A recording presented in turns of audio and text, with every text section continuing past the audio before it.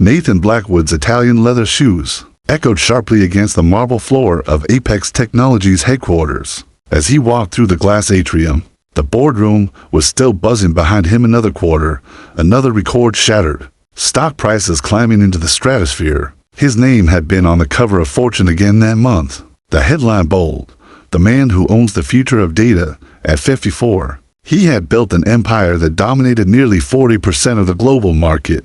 His image, the sleek suit, the granite jawline, the unshakable calm was plastered across every business magazine that mattered. And yet, as he stepped into his private elevator and felt the doors close him in, the hollow echo in his chest was louder than the applause he'd left behind. Success, no matter how dazzling, had become strangely weightless. From his penthouse office on the top floor, the Chicago skyline stretched out like a glittering promise. Skyscrapers gleamed against the December twilight, lights flickering on. As the city braced against the bitter cold, Nathan stood at the window, glass of scotch in hand. But the view that once stirred triumph now seemed to mock him.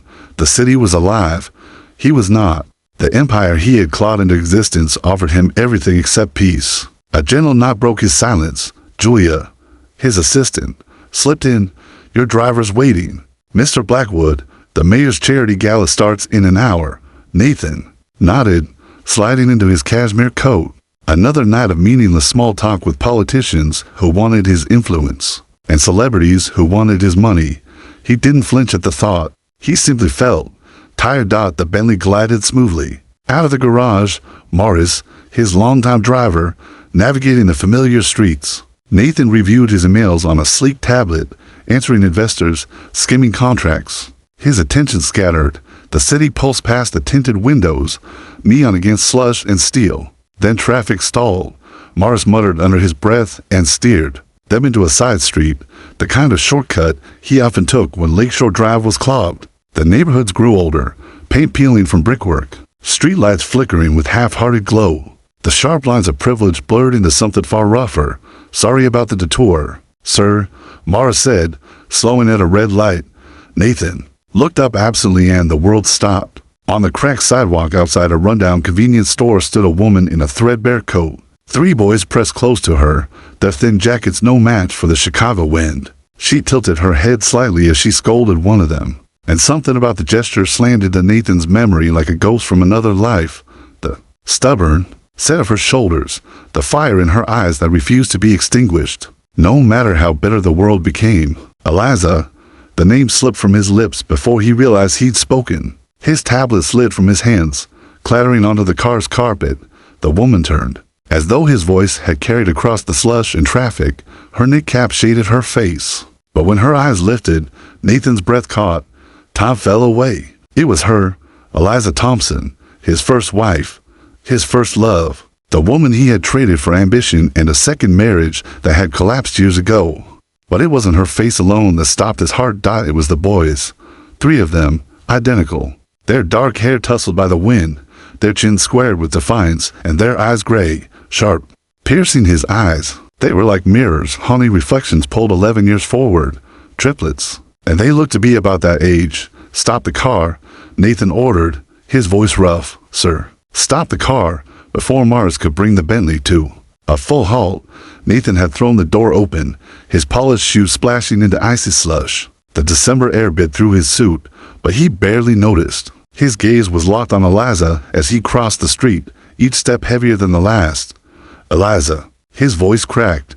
"Eliza Thompson?" She stiffened immediately, pulling the boys closer, her single arm stretching protectively across all 3 of them. Nathan's stomach dropped as he saw what he hadn't at first glance. The empty sleeve where her left arm should have been. Recognition flickered across her face, sharp as a blade. Her lips parted, and for a heartbeat he thought she might run. Instead, her voice rasped through the cold air, weathered but unmistakable. "Nathan." The boys fell silent, their curious eyes darting between the stranger in the tailored suit and the mother who suddenly looked as though the ground might break beneath her. One of them whispered to another. Nathan caught the words. "He looks like U.S." He swallowed, his mouth dry, his thoughts unraveling. "Are they?" Liz's jaw clenched, her shoulders squared, as if bracing against a storm. And then she said it, flat, unapologetic. Irrefutable. Yes. Jackson, William, and Thomas. Your sons. The world tilted. The cold no longer mattered.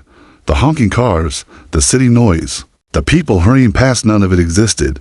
Only three boys staring at him with his own eyes. And a woman he had abandoned, standing with stubborn pride despite her missing arm. His chest constricted painfully. 11 years. 11 years of birthdays, scraped knees, late-night fevers, first words gone. Stolen by his own ambition, guilt roared through him, hot and merciless, tearing at the careful shell he'd built around his heart.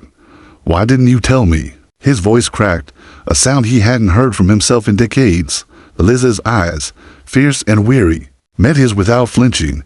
Because you made your choice, Nathan, and they've been mine ever since. For the first time in years, the titan of Apex Technologies, the billionaire untouchable in every boardroom, felt powerless, standing in the snow, face to face with three lives he never knew were his. Nathan Blackwood finally understood what true wealth and true failure looked like. Nathan's breath still came unevenly as the Bentley rolled under the glittering canopy of the Peninsula Hotel. The doorman straightened at once, masking surprise at the sight of Chicago's most famous billionaire stepping out, not with a glamorous socialite, but a weary one-armed woman and three boys in coats too thin for the season.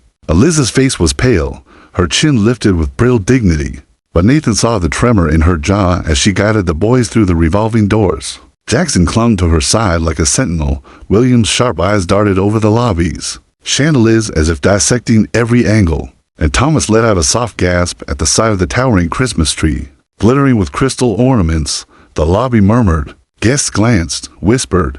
The Blackwood name was legend, and seeing Nathan in this context was like watching a lion walk calmly into a chapel. Nathan ignored them all, striding ahead, forcing his hands to remain steady. He kept telling himself, this was temporary, just one night, a safe roof, a warm meal. But the truth throbbed deeper. His world had shifted the moment Eliza said, your sons. The suite opened with a soft click, revealing walls of glass that overlooked the Chicago skyline. Floor-to-ceiling windows glittered with the sprawl of city lights, the room itself larger than most apartments. The boys froze on the threshold, their eyes wide, their worn sneakers squeaking against marble. Thomas whispered, it's like a castle. Eliza's hand tightened on his shoulder. Don't touch anything. Nathan's throat tightened. This isn't how they should feel, like trespassers in their own father's space. Are you hungry? He asked, forcing his voice even. Jackson crossed his arms. We're fine. But Thomas's stomach betrayed him with a loud growl, and William shot his brother a pointed look. Nathan smiled faintly. Room service. Order whatever you want. He pressed the menu into Jackson's hand, who held it like it might burn him. Eliza stood rigid in the center of the living room, her empty sleeve stark against the tailored perfection around her, her eyes weren't on the suite, they were on Nathan, wary, hard, as though waiting for the catch. Nathan stepped toward her, lowering his voice. Just for tonight, until we figure out what's next. Her gaze snapped to his, filled with steel. We're not your charity project. The word struck deeper than she could know. He swallowed. It's not charity. It's his voice faltered, then steadied. It's responsibility, 11 years overdue. The boys were bickering softly now, Thomas lobbying for pizza, William insisting on burgers. Nathan watched them, the weight of lost years pressing down like stone. How many nights had Eliza sat alone, one arm missing, rationing meals, while he toasted with champagne and glittering towers? Later, when the food arrived, the boys ate ravenously. Nathan couldn't look away. He saw himself in every gesture, Jackson's guarded defiance, William's thoughtful silence, Thomas's irrepressible charm, his son's. The word felt impossible and yet undeniable. On the balcony, the night air bit at him, but it was nothing compared to the frost in Eliza's voice as she joined him. Triplets, he whispered, staring at the skyline. How did you manage? Her laugh was brittle. One day at a time, until the factory accident. After that, it was survival. She lifted her empty sleeve slightly, her face unreadable. Disability checks, food stamps, shelter roofs. You wouldn't understand. His chest ached.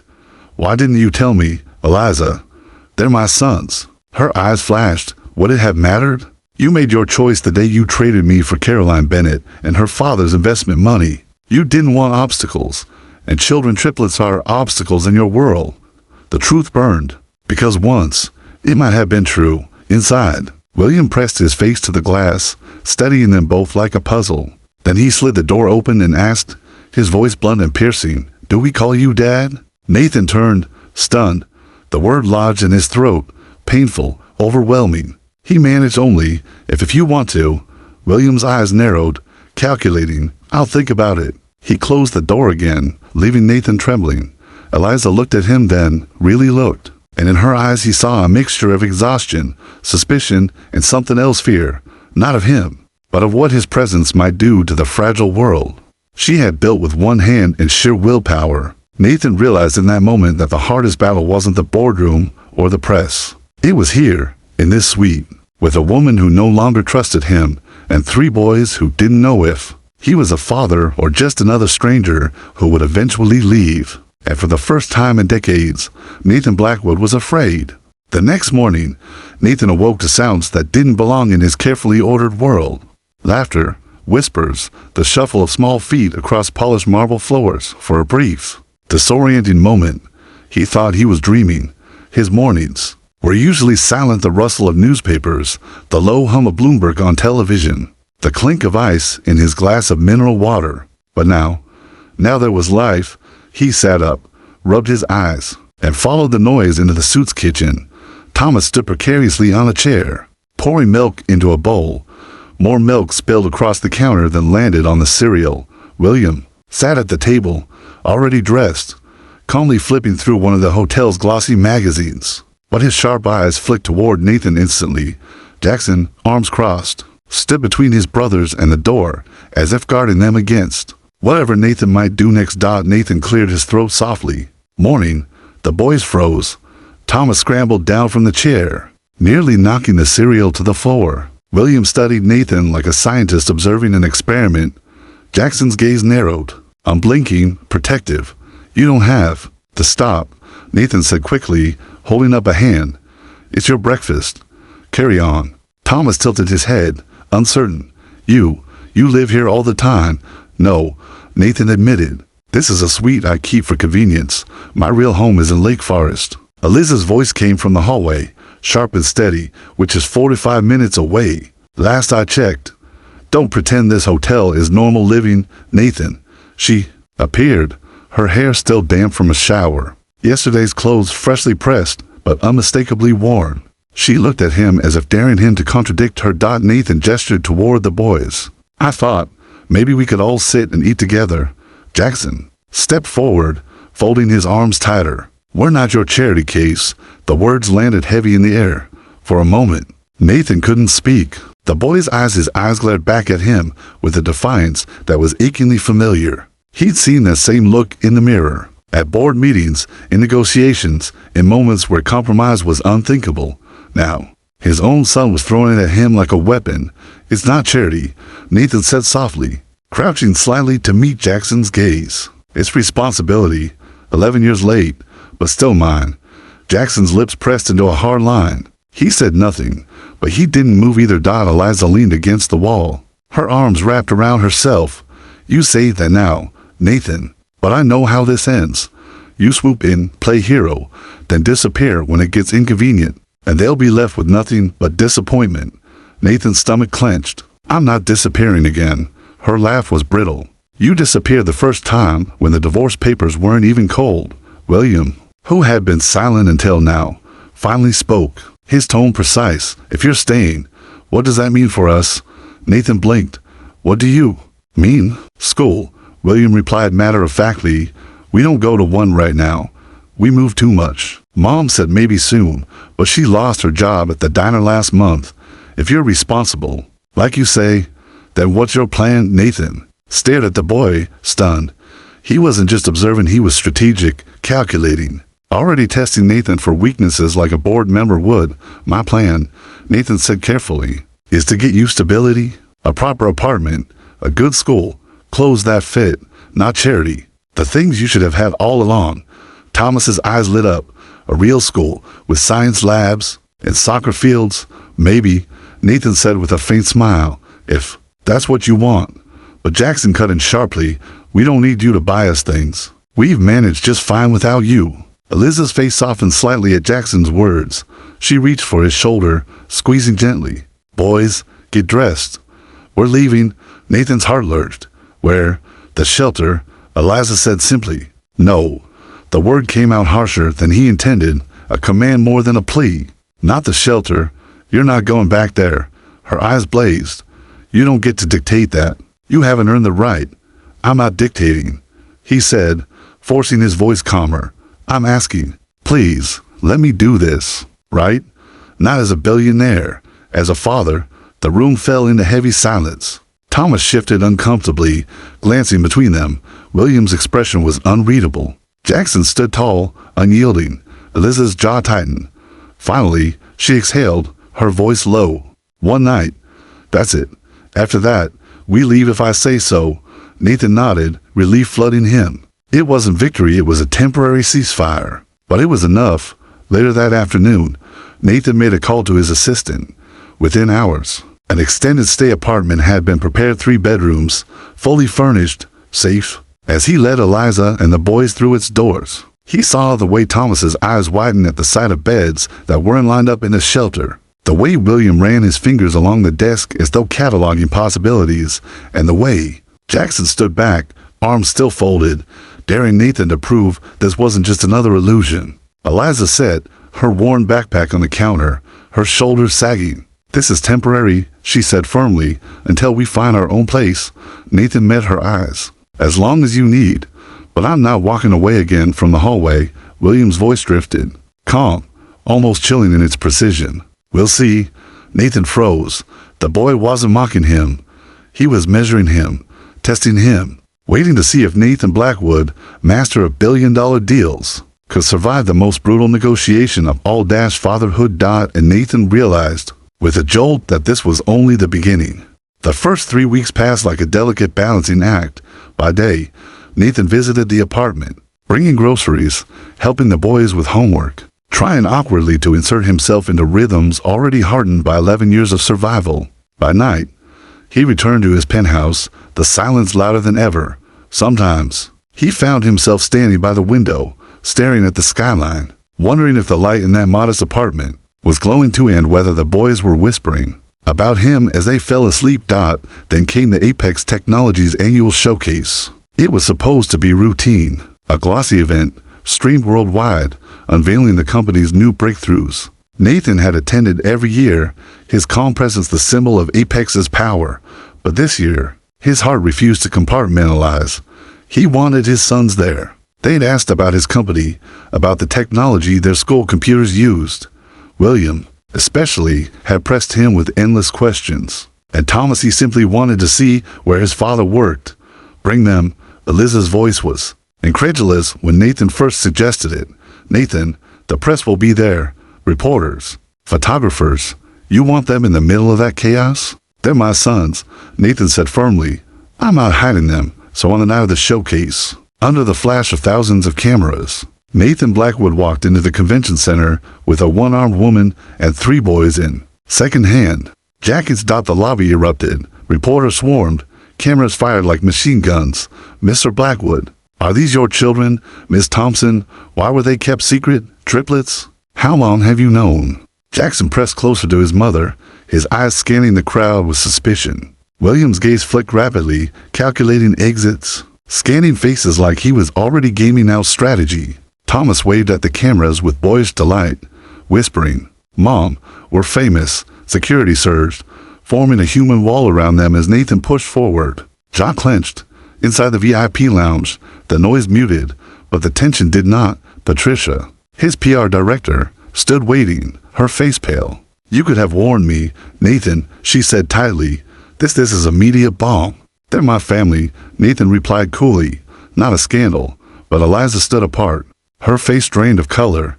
She wore a simple navy dress that looked out of place against the glittering gowns of Apex's executives' wives. Her missing arm made her stand out even more, and Nathan saw the way eyes slid over her with poorly veiled judgment. Victor, the CFO, approached, his handshake stiff. His gaze lingered on Eliza, sharp with suspicion. And you must be Miss Thompson. Quite the surprise. Nathan's voice dropped to steel. Victor, meet Eliza Thompson. the foundation's new administrator, and my former wife, current co-parent, Eliza, corrected softly, but her dignity remained intact. We're here for the boys. The event went on. On stage, holograms shimmered, new devices gleamed, investors clapped politely. But Nathan's attention kept pulling back to the triplets. William was deep in conversation with the engineering team about quantum processing. Thomas darted from exhibit to exhibit, charming everyone with questions. Even Jackson, cautious as ever, tried a virtual reality headset, his laughter slipping free despite himself. For the first time, Nathan saw what the future could look like with them in it. But not everyone shared his vision. Later that evening, Hamilton, the board chairman, cornered him in the lounge. He swirled his scotch, eyes cold. Quite the revelation tonight. Nathan, hidden family reappears right before our IPO. Investors despise surprises. They weren't hidden, Nathan said flatly. I didn't know. Hamilton arched a brow. And that's supposed to reassure them. You're either careless or complicit. Neither inspires confidence. Nathan's fist clenched. He felt the old instinct rising, the ruthless businessman who would do whatever necessary to protect the company. But before he could reply, a tug at his sleeve startled him. William stood there, his gray eyes sharp. Dad, he whispered urgently, Thomas is overwhelmed. Too much noise. Jackson's about to fight a photographer, situation escalating. Nathan excused himself immediately, leaving Hamilton mid-sentence. He found Thomas pressed against a wall, hands clamped over his ears, tears brimming. A pushy photographer was jabbing his camera closer. Jackson stood in front of him, fists balled, ready to swing. Enough, Nathan thundered, stepping between them. He shoved the camera aside with a controlled fury. This event is over for U.S. Back in the car, silence reigned. Eliza's face was unreadable, the boys subdued. Finally, Thomas whispered, Are we in trouble? That man, he seemed mad at you. What man? Eliza asked. The old one talking to Dad, William supplied. He said we were a problem for something called an IPO. Nathan glanced at Eliza. Her eyes darkened. She remembered well the man who once prioritized IPOs over people. You're never a problem, Nathan said fiercely. He looked at each of his sons. No deal, no company. No amount of money matters more than you. Do you understand? Nothing. The conviction in his voice startled even him. Eliza looked at him, and for the first time since that red light, her gaze softened. Not forgiveness, not yet, but respect. The next morning, the storm broke. Headlines screamed, Billionaire CEO's secret triplets. Social media split between outrage and fascination. Old neighbors were interviewed. Shelters whispered stories. One-armed mother raises triplets alone while father builds empire. Nathan arrived at the apartment to find Eliza pale. The TV blaring with speculation. They're calling me a gold digger, she whispered. They're twisting everything. I'll set the record straight, Nathan promised. That's not how the media works, she said bitterly. The damage is done. The buzzer rang. On the security camera, Hamilton and the board members waited, faces grim. Nathan sighed, straightening his coat in the hallway. Hamilton wasted no time. Emergency meeting. Investors are spooked. They want reassurance you can separate family from business. Nathan's voice dropped to ice. Careful, Richard. That family is the only thing I won't separate from again. As the elevator doors closed on their shocked faces, Nathan felt something shift inside him. For decades, Apex had been his identity, his empire, his legacy. But as he walked back into the apartment and saw Jackson tying his sneakers, William checking his homework, and Thomas clutching a sketchbook, Nathan knew his empire had changed. The board could demand, investors could panic, the world could gossip. None of it mattered more than this. He was a father now, and for the first time in his life, he intended to win the battle that mattered most. The Blackwood estate in Lake Forest had not felt like a home in years for Nathan. It had been a trophy house, 7 bedrooms, sprawling lawns, walls covered in art chosen by decorators, not by him. Now, months after finding his sons at that fateful red light, it looked different. Sneakers by the back door, soccer balls left on the lawn, astronomy charts pinned to the study wall, crayon drawings taped to the refrigerator beside quarterly reports. Nathan had thought balance was impossible, but somehow, through sheer will, he had managed to keep both worlds afloat. The IPO had launched successfully despite the scandal, Apex stock climbing higher than expected. At the same time, the boys were thriving. Jackson had made the soccer team. William had won a science competition with a sustainable energy model. Thomas had turned the East Wing into his personal art studio, filling it with wind chimes and paint-splattered canvases, but peace was always temporary, and it shattered the morning Morris announced, with visible discomfort, that a Miss Bennett was at the gate. Nathan's chest tightened. Caroline. He hadn't thought about her in years, not really. The second wife, the upgrade his ambition had demanded.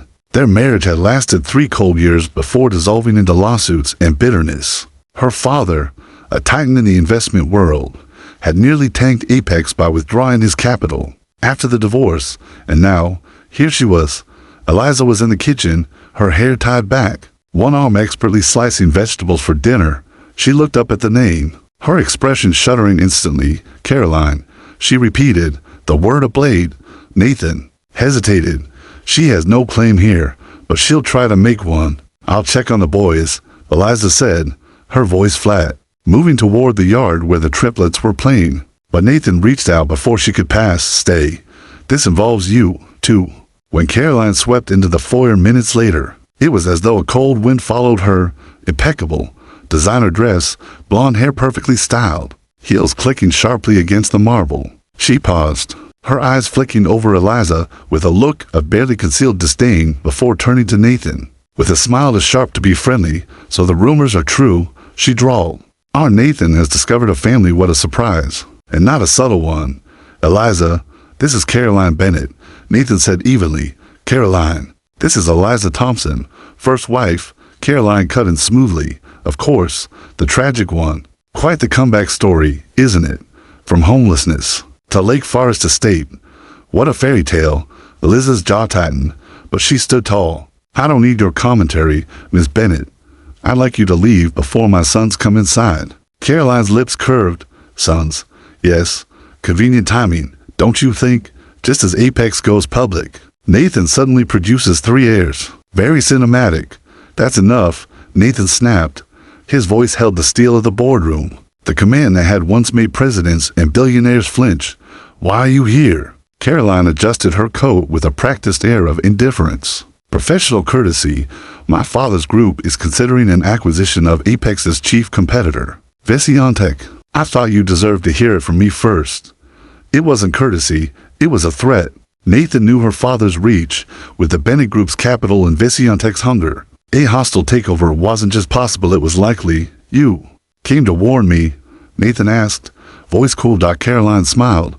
No, darling. I came to remind you that in this world, attachments are weaknesses. Investors like stability, not family dramas. Her eyes flicked deliberately toward the kitchen, where Eliza's presence lingered like a shadow. Eliza spoke then, her voice steady but sharp. If you came here to unsettle us, you've wasted your time. This is our home, and Nathan doesn't answer to you anymore. For the first time, Caroline's composure cracked, her smile tightening. Careful, dear. Empires fall faster than marriages. Don't forget that. Nathan stepped forward, his eyes ice. This isn't your arena, Caroline, and this isn't your family. Mars will show you out. As Caroline's heels clicked back across the marble, she turned once more. The board should know how much you've changed, Nathan. They may not like the new man you've become. When the door closed, silence fell heavy. Eliza leaned against the counter, her face pale. She's right about one thing, she whispered. Nathan frowned. What? Your priorities have changed. The Nathan I knew would have been on the phone already, calling lawyers, setting traps. But now, you let her walk out without even a move. Nathan exhaled slowly. Because she can't touch what matters most anymore. Her eyes searched his. And what's that? Through the window, the triplets were still on the lawn. William tinkering with a weather station, Thomas splashing Jackson with the garden hose. Laughter rang through the air, golden and alive. Nathan's gaze softened. Then, he said simply, and you. Eliza's throat bobbed as she looked away, unwilling or perhaps unable to respond. That night, the headlines shifted. Bennett, Group circles Apex competitor. The stock trembled. Board members whispered. Investors pressed for reassurances. Nathan knew the war had begun. In the boardroom, Hamilton's voice dripped with accusation. Your situation has made Apex vulnerable. Caroline's father smells blood in the water. We need to know you're still the Nathan Blackwood who built this empire. The old Nathan would have smiled, sharp and ruthless, and promised blood. But as Nathan sat at the head of the polished table, he thought of Thomas's laugh, Jackson's defiance, William's questions. He thought of Eliza slicing vegetables one-handed, building stability from scraps. I am not the same man, Nathan said finally, his voice like stone. And that's exactly why I'll win this war. Hamilton frowned. Investors want the predator, not the philanthropist. Nathan's lips curved faintly. Then I'll show them a man who can be both. But deep down, as he left the boardroom, a truth gnawed at him. This was no longer just about Apex. It was about protecting his sons from a world that would use them as pawns. About proving to Eliza that he could stand firm without retreating into ambition's cold armor. That night, Eliza found him in his office at the estate, staring at old photographs, one from their college days when they'd been young and hungry, but still human. You'd really step back? She asked softly, from CEO. After everything, Nathan looked at her, exhaustion and determination written in his face. I've missed 11 years already. I will miss another 11. Not for Apex, not for anyone. She studied him, her expression unreadable. Then, quietly, we'll see. And Nathan knew Caroline's threat was only the beginning. Spring crept over Lake Forest, softening the snow into rivers that threaded through the Blackwood estate's vast lawns. For years, Nathan's mansion had been little more than a museum. To his wealth, curated art, sterile furniture, quiet halls echoing with absence. But now, its very walls seemed alive. Soccer cleats scuffed the marble by the back door. Books and astronomy charts littered the study. Wind chimes Thomas had made from scraps of wire and glass swayed gently in the spring breeze. Their uneven tones filling the air. The Blackwood estate was becoming something Nathan had never imagined. A home. He watched from the terrace one Saturday morning. As Jackson practiced penalty kicks against the garden wall, Thomas darted barefoot across the grass with a paper crown, and William hunched over a dismantled drone, muttering to himself about circuitry. Beside him, Eliza stood with a mug of coffee in her single hand, her gaze trained on their sons with quiet intensity. You need to replant those roses, she remarked dryly as Jackson's ball struck another flower bed. Nathan smiled faintly. Small price to pay. Her profile, softened by the spring light, struck him. For years he'd avoided remembering her like this, steady, sharp, quietly beautiful in a way no amount of money could counterfeit. The silence stretched, filled by the boys' laughter, until Morris's discreet cough broke it. Mr. Blackwood, the old driver said, his tone reluctant. Hamilton and several board members are requesting an urgent call. Visiontech has made its first hostile move. Eliza stiffened. Nathan set down his coffee, the weight of reality snapping back. I'll take it in my office. Inside, the air was different. Gone was the playful warmth of the terrace. Here, his empire demanded his spine. Hamilton's voice barked through the speakerphone, cold and clipped. The Bennett Group and Visiontech just acquired 15% of Apex through shell companies. They're circling. Nathan, shareholders are spooked. Your family man act is costing us. Nathan leaned back in his chair, the old reflex rising. The ruthless instinct that had once defined him. He could summon that predator again. The one who cut throats in boardrooms with a smile. But then he remembered Thomas's grin smeared with pain, William's sharp eyes lighting up at every new equation, Jackson's protective stance shielding his brothers. He remembered Eliza's scarred dignity, how she sliced vegetables with one arm and never complained. He spoke slowly, evenly. I won't sacrifice my family for Apex. Hamilton exploded. You are Apex. Investors don't want a sentimental chairman. They want the predator who built this company. Nathan's eyes narrowed. Then maybe it's time you meet the man who will protect it differently. He hung up before Hamilton could reply. That night, the boys were gathered around the dining table, Thomas insisting they try his experimental recipe, which turned out to be spaghetti drowned in ketchup. Eliza laughed for the first time in weeks, her eyes crinkling, her guard slipping, just enough for Nathan to see the woman she once was. Jackson rolled his eyes at his brother's antics, but took a bite anyway. William, meticulous as always, drew diagrams of the new science project he was working on, explaining circuits as if everyone at the table could follow Dot as Nathan watched them. A thought struck him with startling clarity. This was more important than any boardroom. This chaos, this laughter, this mess, it was worth more than billions. Later, after the boys had drifted to bed, Eliza lingered in the kitchen. She washed dishes one-handed, water glistening under the dim light. Nathan joined her, drying plates silently until she finally broke the quiet. "You missed 3 major investor calls this month," she said, not accusing, but acknowledging. "Reality, I know," he admitted, "and I'd do it again, for them." She studied him, her eyes probing for weakness. "That's not the Nathan I knew. The one I married would have sacrificed anything for success." He met her gaze. "That Nathan lost everything that mattered. This one is trying not to make the same mistake."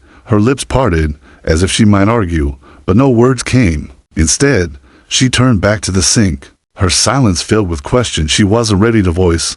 The next week, the boys' school hosted a science fair. William's project, a model of sustainable energy distribution, drew judges like moths to flame.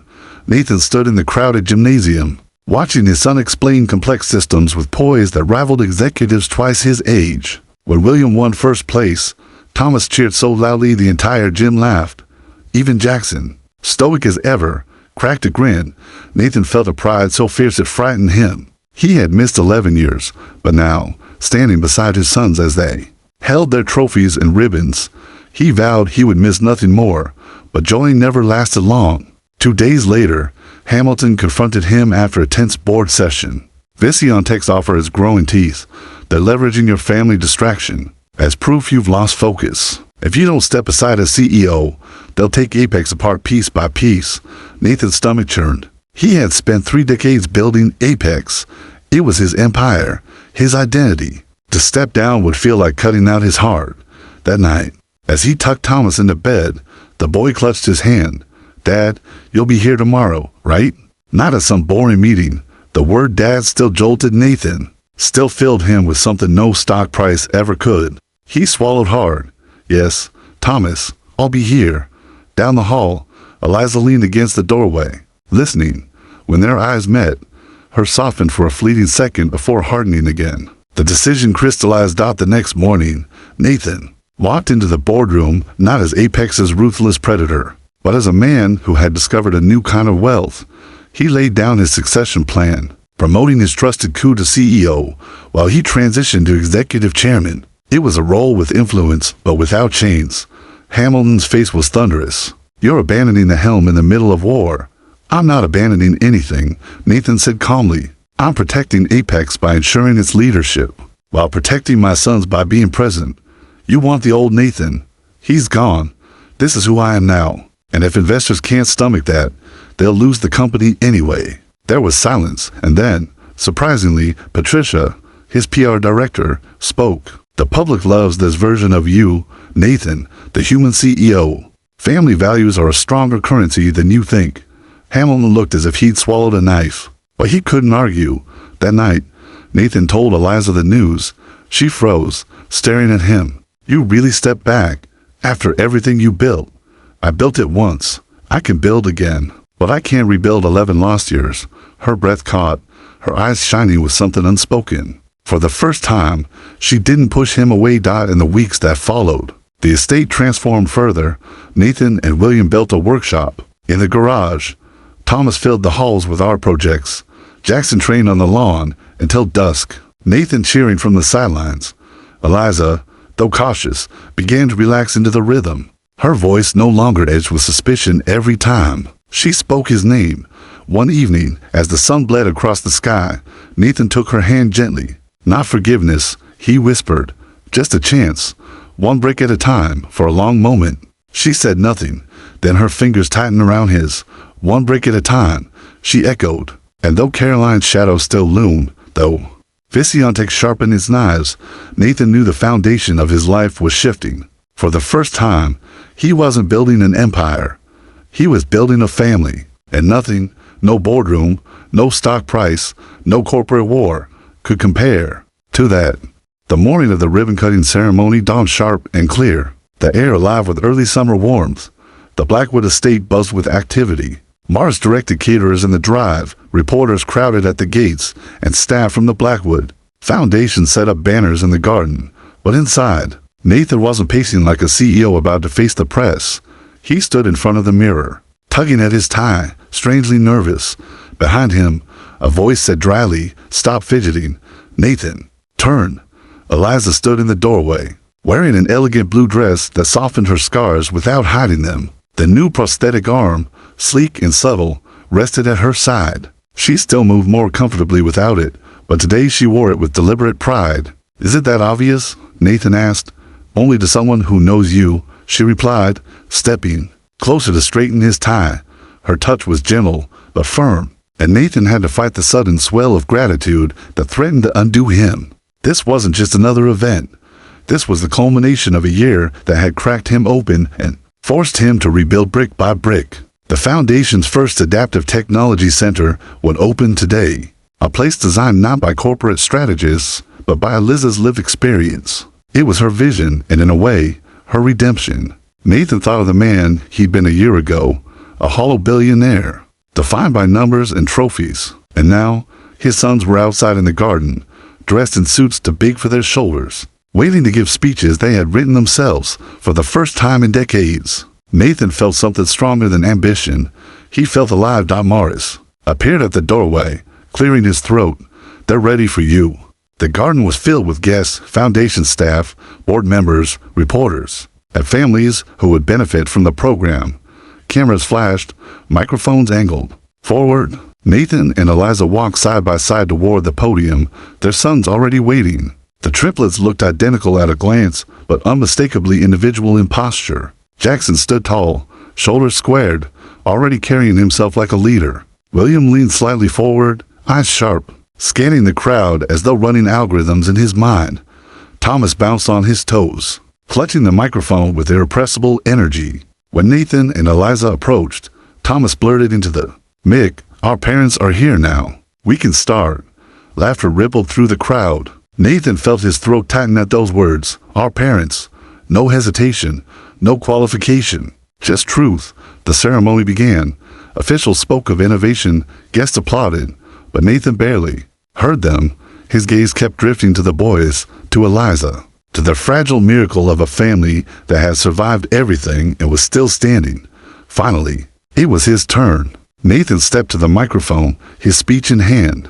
Carefully written remarks about adaptive technology, philanthropy, and future plans. But as he looked at his sons, at Eliza standing just beyond them, the words on the page felt like ashes. He folded the speech and set it aside. A year ago, he began, his voice steady. "I believe success was measured by market share and profit margins. I believe sacrifice meant giving up people in order to climb higher, and I was wrong." The crowd hushed, sensing the shift. Fate gave me a second chance I didn't deserve, Nathan continued, his eyes finding Eliza's. "And it forced me to see what truly matters. This center isn't just about adaptive technology, it's about learning to adapt ourselves, to discover what's genuinely important." He gestured toward Eliza. "The vision for this program comes from someone who knows the cost of survival, and the courage it takes to keep going. Eliza taught me that resilience isn't in the numbers, it's in the human spirit." For a moment, even the cameras were silent. Eliza's eyes shimmered, her expression softening with something that looked dangerously close to forgiveness. The ribbon was cut. Applause thundered. The boys beamed, each in their own way. Jackson steady and proud, William quietly satisfied, Thomas waving like a conquering hero. As the crowd dispersed into tours of the facility, Nathan found himself in the garden, momentarily, alone with Eliza. The sounds of laughter and speeches drifted on the wind. "I never thanked you," he said quietly, her brow furrowed. "For what?" "For giving me the chance to know our sons, for allowing me to earn back your trust." Piece by piece, Eliza's gaze softened. "We've all healed this year, the boys having their father, me finding purpose beyond survival, even you," she hesitated, then added, "and us finding our way back to each other." Nathan's chest ached. Thomas has been asking when his parents are going to be officially together again. Eliza chuckled softly, subtle hints, like asking at breakfast every day. Nathan smiled. "Exactly. What do you think?" She drew a breath, her face serious now. "I think life taught me the hard way that nothing is guaranteed. But some journeys come full circle for a reason." Her hand brushed his. It wasn't dramatic, but the weight of it nearly undid him. But before he could speak, William appeared, his face thoughtful. "Dad," he said, his voice calm but precise, "can I ask you something?" Nathan crouched to meet his son's eyes. "Anything. Did you really change because of us?" William asked. "Or because you thought you'd lose everything?" "If you didn't."